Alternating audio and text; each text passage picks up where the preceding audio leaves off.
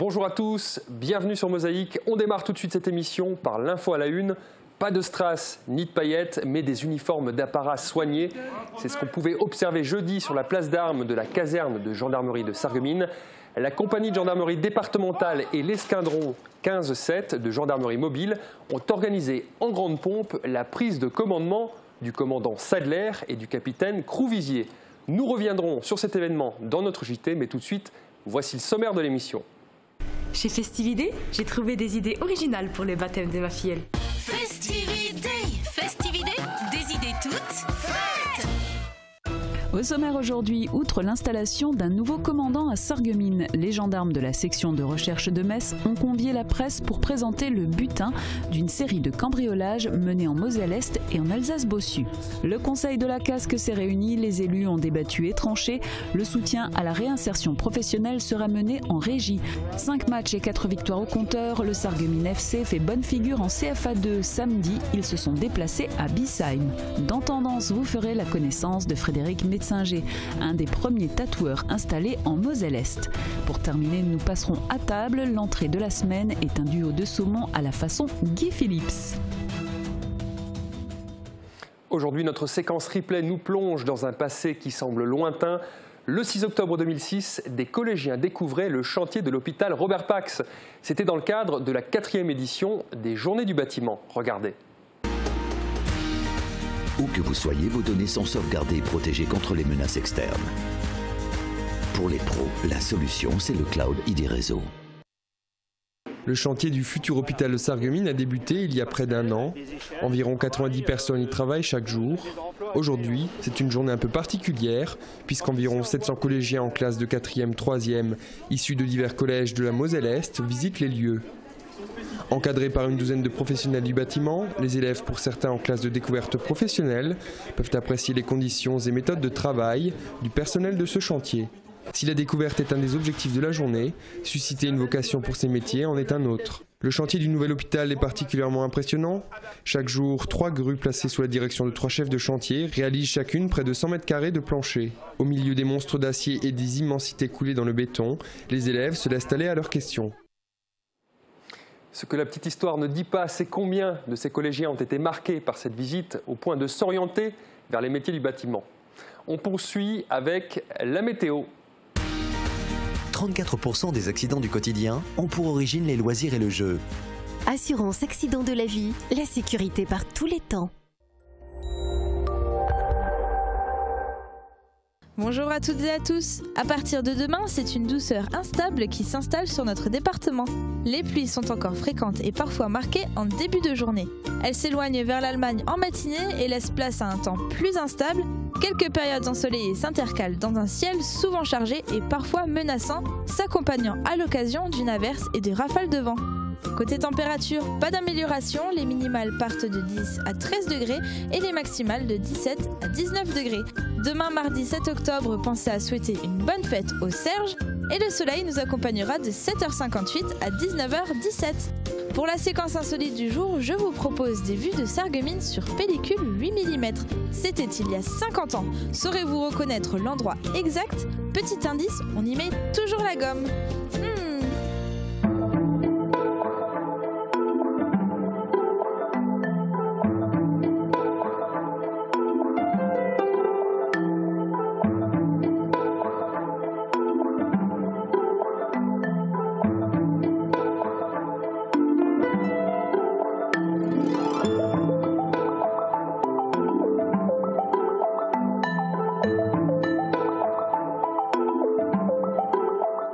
Vous l'aurez sans doute deviné, ces quelques images ont été tournées lors du démarrage du chantier de l'usine Continental. L'entreprise fête cette année 50 ans d'existence à Sarreguemines. Restez avec nous pour la suite de nos programmes. Très bonne journée et à demain. Je parraine un ami et tout le monde y gagne. Mon filleul, ma banque et moi. Au Crédit Mutuel, un client satisfait rayonne. À la une régionale du Républicain Lorrain, le GIGN face à la menace terroriste. Reportage lors d'une séance d'entraînement dans le QG de Versailles. La rage sur le ring et le feu dans les tribunes. L'édition de Forbach met à la une la finale du tournoi de France de boxe. C'était samedi au COSEC du Wiesberg. À la une à Sarreguemines, le raid Sarre-Moselle-Rive-Action. Le journal revient sur ce temps fort en Moselle-Est. L'épreuve a démarré sur la zone industrielle du Puy-Simon pour se terminer à Roulin. L'info encore, c'est dans notre JT.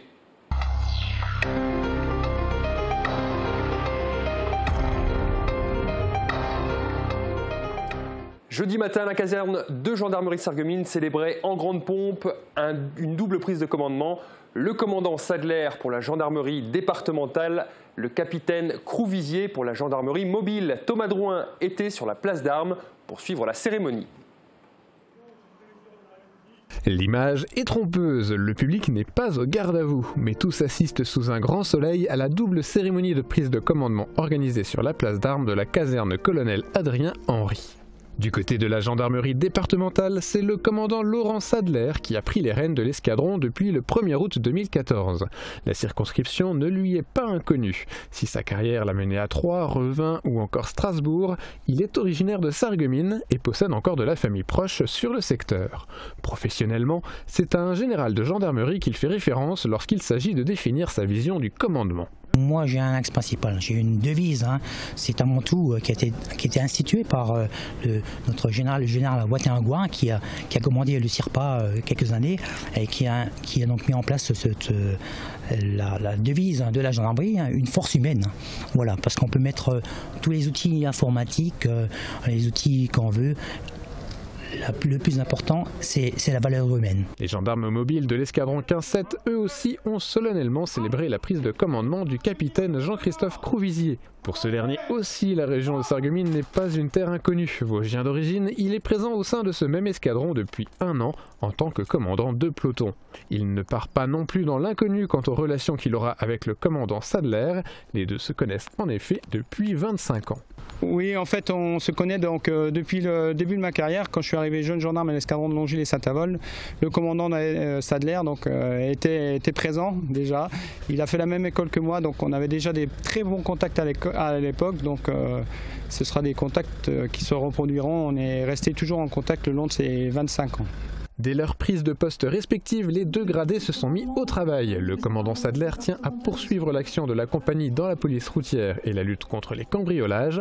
L'escadron du capitaine Crouvisier sera affecté, lui, au renfort en zone de sécurité prioritaire. Avant de revenir sur le coup de filet réalisé dernièrement par les gendarmes de la brigade de recherche de Metz, je vous propose de faire un tour d'horizon des événements de ce week-end à Sarreguemines et dans les villages alentours. Les sportifs ont été servis. Voici le résumé en images concocté par Guillaume Dumonteil. Le raid Sarre-Moselle-Rive-Action, c'est sans doute un des événements sportifs les plus importants qui se déroulent sur notre territoire. Et à la fin, c'est quasiment toujours l'équipe dans laquelle figure Romaric de Lépine qui triomphe. L'édition 2014 n'a pas failli à la règle.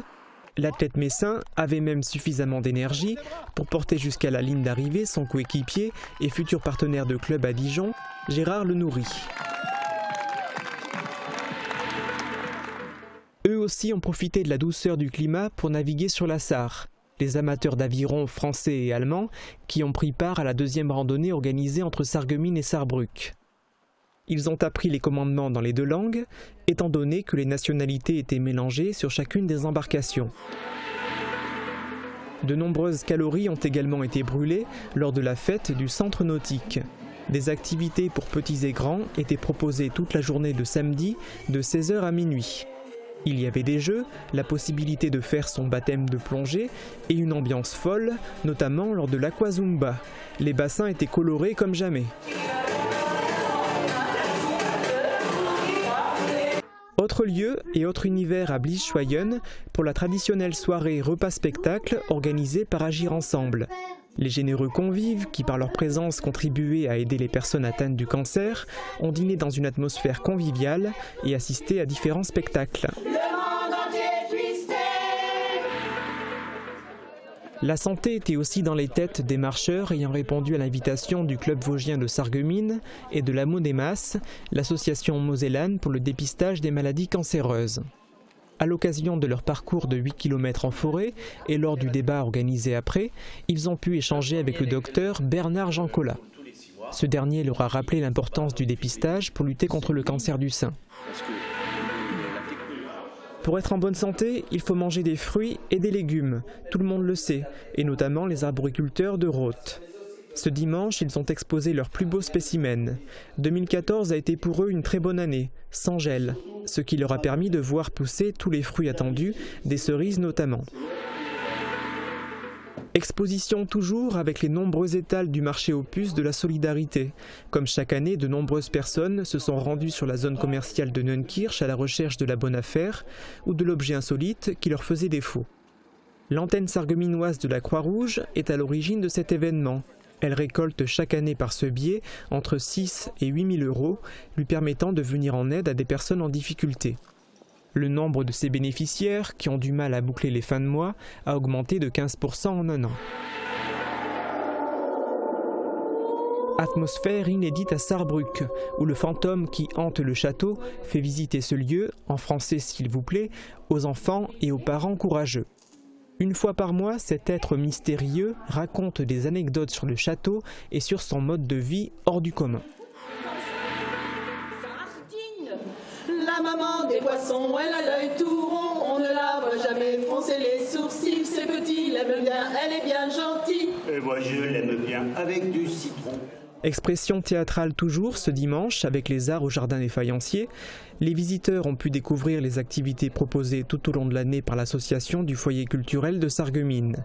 Avec leur bouche, leurs mains, leurs pieds ou leur regard, les personnes qui participent aux différents ateliers trouvent un moyen d'exprimer leur créativité.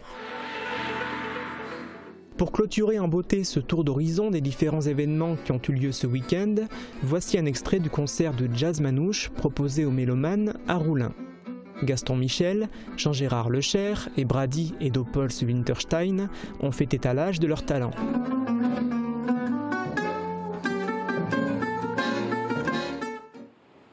Un petit jeu qui a tourné court et dont chacun ou presque se serait bien passé.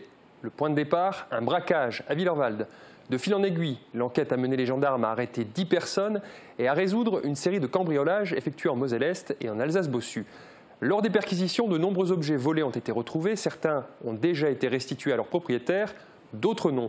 La gendarmerie a donc mis en place un dispositif rarement utilisé, la mise en ligne des photos de ces objets. Explication. Avec l'arrestation de 10 individus, la gendarmerie considère avoir clos le dossier concernant le vol à main armée du 13 février à Willerwald, ainsi que 12 cambriolages sur l'Alsace-Bossu et la Moselle-Est. Un dossier clos, cela ne veut pas dire que le travail des gendarmes sur ce dossier est terminé. En effet, pendant les perquisitions, de nombreux objets dérobés ont été retrouvés. Si une bonne moitié ont d'ores et déjà retrouvé leur propriétaire, les autres attendent toujours. Ces objets orphelins, il y en a une soixantaine, un nombre qui a poussé les enquêteurs à mettre un dispositif peu commun en place, la mise en ligne des photos d'objets encore non identifiés. Accessible de tous via le site internet de la gendarmerie, une personne reconnaissant l'un de ces objets n'aura alors qu'à prendre contact avec les gendarmes. Alors, tout simplement, et sur la page d'accueil qu'il aura en consultant ce site, il verra un numéro de téléphone. Il aura la possibilité également de nous envoyer un courrier électronique. Et donc, dès qu'on le recevra, que ce soit l'appel ou le mail, on pourra agir. Un travail de reconnaissance qui mènera peut-être les gendarmes sur la piste d'autres cambriolages encore non élucidés. Il n'y avait rien à élucider jeudi soir lors du conseil communautaire. En revanche, les élus n'ont pas pu éluder certains sujets, notamment le soutien à la réinsertion professionnelle des personnes en grande difficulté. 10 ans que la CASC soutient financièrement la Fédération Culture et Liberté pour conduire et encadrer chacun des chantiers d'insertion. Jusqu'à présent, l'association a donné satisfaction aux communes. Les bénéficiaires travaillaient principalement dans les espaces verts jusqu'à un incident à Roulin, ce qui a mené les élus à adopter une gestion en régie. Reportage, Marianne Gabriel. Un seul manquement aux règles d'hygiène et de sécurité aura suffi à mettre un terme au partenariat qui liait jusqu'alors la communauté d'agglomération de Sarreguemines et Culture et Liberté dans le cadre du chantier d'insertion. C'est la direction régionale du travail, la DIRECT, qui a alerté la collectivité de l'éventualité d'un non-renouvellement de l'agrément que détenait Culture et Liberté. En cause, un faible taux d'insertion des bénéficiaires du chantier, un manquement aux règles d'hygiène et de sécurité et l'absence d'un plan de formation. Et sans agrément, pas de chantier d'insertion. Et même alors que la Directe pondère son jugement, Culture et Liberté ne remplit toujours pas à ce jour les conditions requises en matière d'encadrement pour mener le chantier d'insertion. Exigé par la Directe. Il s'agit de l'application d'une convention collective qui est applicable depuis début 2013. À cette époque, le tuteur technique était déjà en place depuis 3 ans. Pour renouveler le chantier, la communauté d'agglomération lance un appel d'offres auquel répondent 2 organismes, dont Culture et Liberté. Mais aucun ne semble donner satisfaction. L'alternative, et c'est celle qui est proposée à l'Assemblée, est de gérer le chantier d'insertion en régie directe, un moyen qui permet de mieux gérer les deniers publics et d'élargir le service. L'objectif, c'est de ramener ou d'amener une certaine catégorie de personnes vers l'emploi. Alois Hauk, le maire de Frauenberg, dans un long plaidoyer en faveur de Culture et Liberté et soutenu par Michael Weber, conteste la procédure telle qu'elle a été menée où le temps a joué contre Culture et Liberté. Je voudrais donc souligner la légèreté de la procédure suivie, le manque d'informations qui entache... Le coût prévisionnel d'un chantier en régie avec 20 postes s'élève pour la communauté d'agglomération, subvention déduite de l'État et de la région, à 90 000 €. Donc on verse d'un côté 90 000 €, mais en contrepartie on a des prestations qui valent nettement plus de 90 000 €. Le point est adopté avec 4 voix contre et 3 abstentions. Du sport pour terminer ce journal, le Sarreguemines FC poursuit son très bon début de saison. 5 matchs et 4 victoires au compteur, de quoi donner la banane. Samedi, les Bleus étaient en déplacement à Bischheim. Regardez. Pour cette 5e journée du championnat de CFA2, le SFC entre sur le terrain avec un moral très haut. Fort de 5 victoires d'affilée, toutes compétitions confondues, il trace sa route dans la compétition du groupe E. Mais l'équipe de Bischheim est un gros morceau dans cette poule, qui plus est quand elle joue à domicile. Dès le début du match, les joueurs sarregueminois en jaune voient les Alsaciens mettre le pied sur le ballon et tenter d'imposer leur rythme. Ce qui n'empêche pas pour autant l'équipe du SFC de tenter sa chance. Chaque équipe exploite les erreurs de l'autre sans qu'aucune ne réussisse à se créer l'occasion qui leur permettra d'ouvrir le score jusqu'à cette 42e minute. Strel qui écarte pour Gendez. Gendez pour Louadj. Superbe! Un but en fin de première mi-temps, c'est le timing parfait. À la reprise, les joueurs de Bischheim vont tout faire pour remonter au score sans jamais réussir à mettre en danger le collectif sarregueminois. Les faïenciers tiennent le score et restent à la recherche d'un deuxième but pour se mettre à l'abri d'un retournement de situation. Et c'est Louadj, déjà auteur du premier but, qui augmente le score en faveur du SFC à la 77e minute. Cette fois-ci, c'est Blue Marzouk qui dégage. Gendez, oula, attention, Slimani qui joue en interverse vers Mbarki pour Louadj. Louadj qui repique dans l'axe, Louadj. Et le deuxième but, le doublé de Semir Louadj. Le score n'évoluera plus. Avec cette 4e victoire au compteur, Sarreguemines poursuit son excellent début de saison. L'équipe se retrouve à la 4e place, à un tout petit point du leader, Saint-Louis-Neuveig. Prochain match pour les joueurs du Sarreguemines FC le 18 octobre à domicile et contre évidemment la réserve du SR Colmar. Fin du journal, restez avec nous, la suite devrait vous plaire.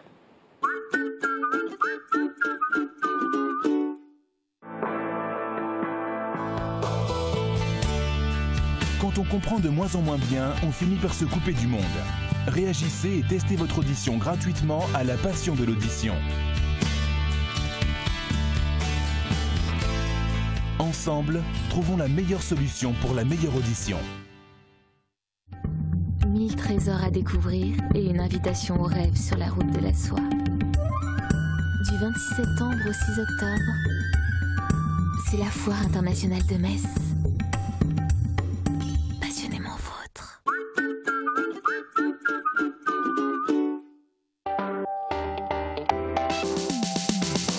Demain sur Mosaïque, retrouvez les temps forts de la 12e édition du Raid Sarre-Moselle Rive Action. Les participants ont bénéficié d'une belle journée d'automne pour relever ce défi en équipe. Une autre histoire d'équipe, celle des gendarmes et de leurs chiens. De véritables coéquipiers pour les forces de l'ordre, les chiens sont d'une aide précieuse, notamment dans la recherche de drogue et l'arrestation de malfaiteurs.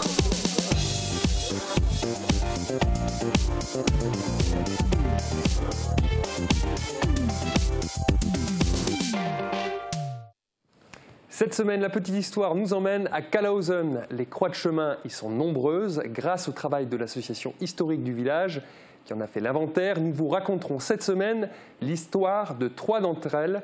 La première rappelle un fait marquant de la Deuxième Guerre mondiale.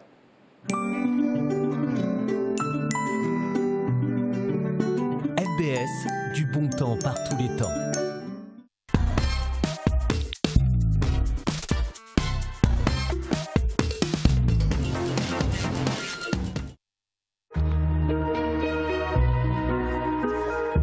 Rue des Jardins à Kalausen se dresse un calvaire en granit. La famille Jacques Laluet l'a fait ériger à sa mémoire. Jacques Laluet a été touché à l'artère fémorale par un éclat d'obus. Des témoins ont rapporté que cet éclat avait d'abord traversé la soutane de l'abbé Schilt qui l'accompagnait. Ce fut le dernier obus ayant explosé à Kalausen le 3 janvier 1945.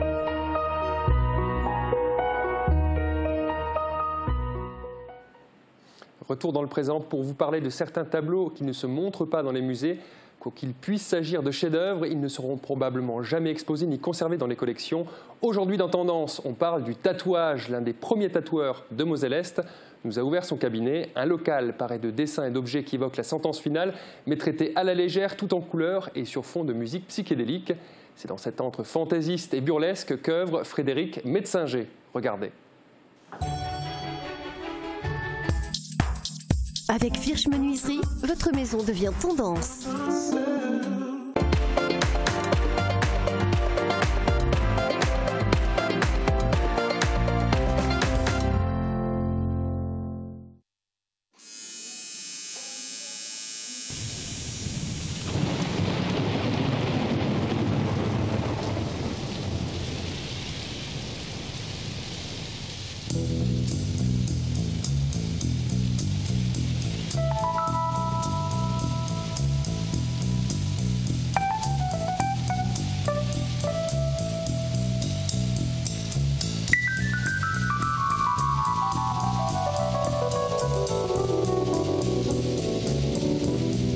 Salut, je m'appelle Frédéric Metzinger, je travaille chez Geco Boutique et je suis tatoueur.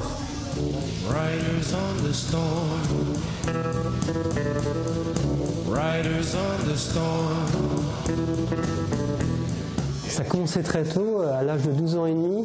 J'ai commencé à me faire des petits tatous à la main. Je voyais les tatouages des groupes de hard rock, ce qui m'inspirait un peu, donc je dessinais beaucoup. À l'âge de 13 ans et demi, je me suis fait faire mon premier tatouage à la main. Je me suis dit, j'aime le dessin, j'aime le tatouage, un jour je serai tatoueur. À l'époque, c'est pas comme aujourd'hui. Ils demandaient un numéro tiré pour acheter du matériel. Donc il fallait avoir déjà de bonnes relations avec un tatoueur pour pouvoir avoir un minimum de matériel. J'ai commencé à tatouer comme ça chez moi à la maison, mes amis.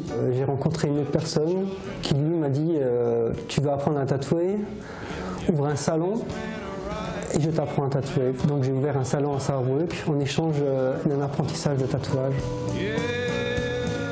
C'est un effet de mode. Actuellement, on n'est plus dans le même esprit qu'il y a 10 ans. À un moment donné, je me suis étonné à quel point c'est devenu banal. N'importe qui, surtout des gens d'un certain âge, j'ai commencé à me poser des questions. Simplement, on voyait des gens qui ont de la notoriété passer à la télé, des gens respectés, respectables, être tatoués. Il faut quand même se dire c'est la vie. On pourrait le regretter un jour. Souvent, il y a des parents accompagnés avec des mineurs de 16 ans qui auraient le droit de se faire tatouer. Je refuse. C'est par principe, je le fais comme ça et j'ai toujours fonctionné comme ça, quoi. J'ai formé quelqu'un qui travaille avec moi, qui travaille très bien. C'est un boulot à plein temps, quoi, vraiment. C'est une passion qui peut même causer des problèmes à notre entourage parce qu'on n'est plus qu'on vit par le tatouage, quoi. Enfin, moi personnellement c'est ça, quoi.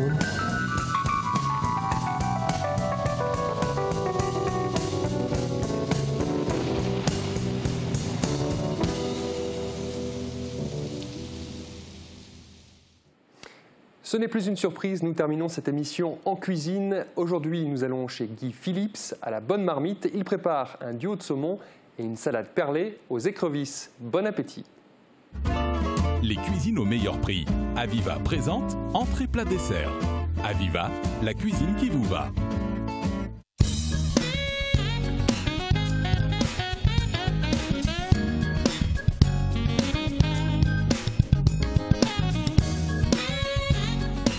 Bonjour.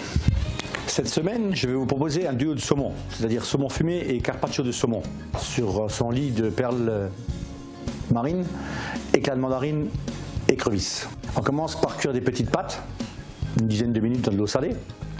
Une fois que les pâtes sont cuites, on les fait refroidir. Il faut qu'elles soient bien froides parce qu'on va les coller à la mayonnaise. Dans la mayonnaise, on va incorporer des dés de mandarine qu'on va couper en petits bouts. Alors ce que je conseille, c'est de prendre des mandarines en boîte parce que c'est déjà beaucoup plus... il n'y a pas la peau. On va mettre un peu de pesto pour donner du goût à la mayonnaise et puis à toute cette mixture. On va rajouter du saumon fumé qui est coupé en petits bouts et on va coller tout ça à la mayonnaise. On va faire mariner auparavant le saumon qui est donc cru avec de l'huile d'olive, du jus de citron, on cisaille un peu d'oignon rouge et on met de la ciboulette. Je conseillerais on sale un tout petit peu mais léger. On n'est pas obligé de faire du carpaccio, on peut faire que du saumon fumé, on peut faire la truite fumée, on peut avec des crevettes remplacer les écrevisses par les crevettes. On peut faire plein de variétés avec ce genre de recettes. On va mettre donc la perle marine, la salade perlée dans un cercle ou un carré. On va bien appuyer ça avec une cuillère de façon à former un moule bien compact. On va mettre un peu de concombre autour avec des tomates. Moi je prends des tomates de différentes couleurs parce que c'est un jeu de couleurs, c'est pour l'œil, c'est quand même beaucoup plus joli. On va mettre le saumon fumé de chaque côté de l'assiette et le saumon mariné de façon que ça fasse un amalgame bien coloré. Et on peut envoyer. C'est un plat qui est très frais, rafraîchissant et festif.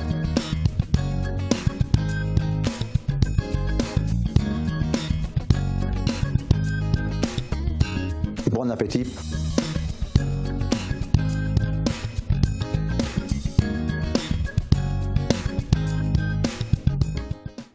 Fin de cette émission. Merci pour votre fidélité. Rendez-vous demain dès 12h avec Francis Hoffman. Excellente journée à chacune et à chacun.